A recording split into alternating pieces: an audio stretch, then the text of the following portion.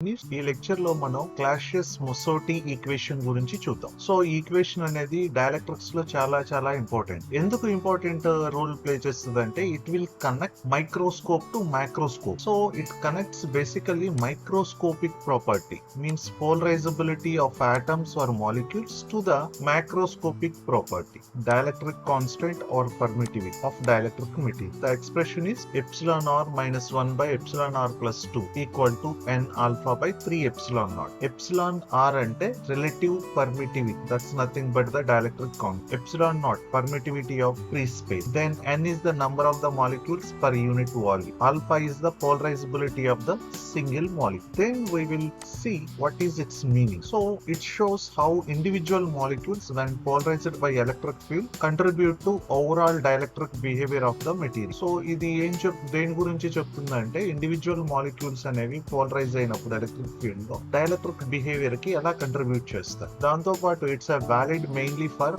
non-polar isotropic dielectric like gases and some liquid. Then less accurate for polar materials or those with strong molecular interaction. What is the importance of this one?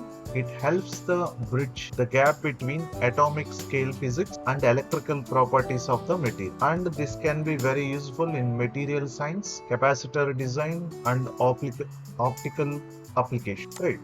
So ఈ ఏదైతే expression మనం use చేస్తున్నామో దీన్ని mathematical గా derive చేయొచ్చు. మీరు personal interest ఉంటే you can learn from text. Thank you.